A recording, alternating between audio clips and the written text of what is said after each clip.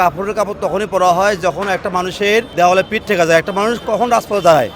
যখন তার চাওয়া পাওয়াগুলো পয়সাকে পূরণ করে না বা পাশে পায় না, তখন তার চাওয়া পাওয়াগুলো নিয়ে রাজপথে দাঁড়ানো হয়। এবং সেই উপলক্ষে আমি আমার দাবি দাওয়াগুলো নিয়ে আমি রাজপথে দাঁড়িয়েছি। আমাদেরকে যে উৎসব ভাতাটা দেওয়া হয়, এই উৎসব ভাতা দিয়ে তো আমরা উৎসবটা পালন করতে পারি না, আমাদের অনেক কষ্ট হয়।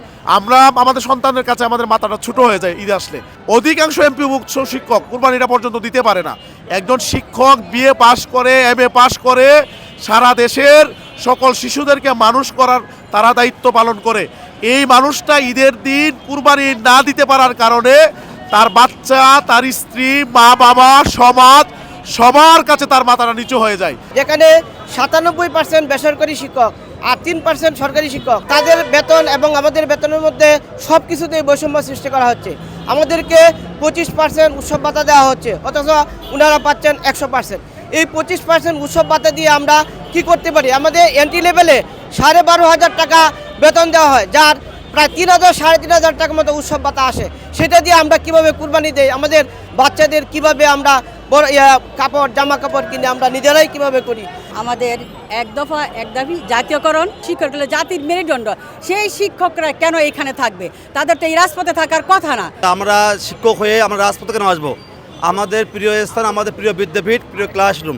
তাহলে একটা শিক্ষকের কি অবস্থা হলে সে রাজপথে দাঁড়াইতে হয়? তো শিক্ষকদেরকে তাদের মাথা নিচু করে আপনি এই দেশের সন্তানদেরকে মাথা উঁচু করে বাঁচতে কিভাবে শিখাবেন? সরকারের যদি শুভবুদ্ধির উদয় হয় সরকার করবে, না হলে আমরা 1 মাস এখানে পরে থাকবো, মানবতর জীবনযাপন করব। বিশ্ব দেখবে, সারা দেশ দেখবে যে শিক্ষকদের সাথে কীরকম ট্রিট করছে তাদের কর্তৃপক্ষ। আমরা এরপরও যদি মেনে না নেই, আমরা সিদ্ধান্ত নিয়েছি মাননীয় প্রধান উপদেষ্টার যে বাসভবন ডক্টর ইউনূস স্যারের বাসভবনের সামনে আমরা ঈদুল ফিতরের নামাজটা আদায় করব। আমরা শিক্ষকরা দীর্ঘদিন ধরে মাত্র 25% উৎসব ভাতা পাই। এই 25% উৎসব ভাতায় 3150 টাকা উৎসব ভাতা হয়। 3150 টাকা দিয়ে আমাদের কোনোভাবে উৎসব পালন করা সম্ভব নয়।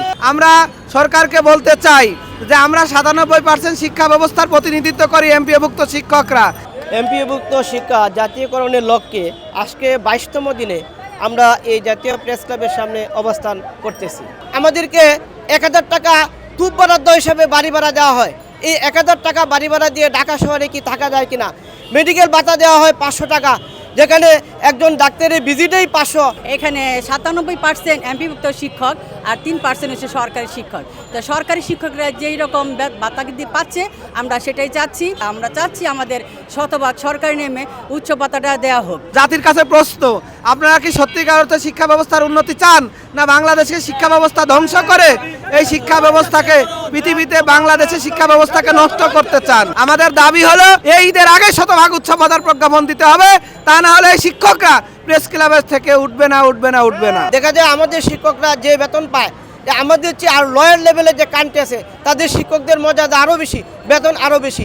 শিক্ষকরা যদি সন্তুষ্ট থাকে তাহলে তারা শ্রেণীকক্ষে গিয়ে ভালো শিক্ষা দিতে পারবে, তাদের মন মানসিকতা ভালো থাকবে। সময়ের সাথে সাথে মানুষের মাথাপিছু আয় বৃদ্ধি পেয়েছে, কিন্তু আমাদের বেতন বৃদ্ধি পায় নাই।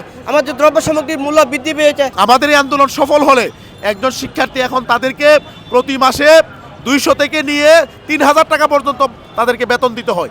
এই আন্দোলন সফল হলে, এমপিভুক্ত শিক্ষা জাতীয়করণ করা হলে 20 থেকে 30 টাকা বেতন দিয়ে শিক্ষার্থীরা পড়তে পারবে এবং অভিভাবকরা স্বস্তিতে থাকতে পারবে।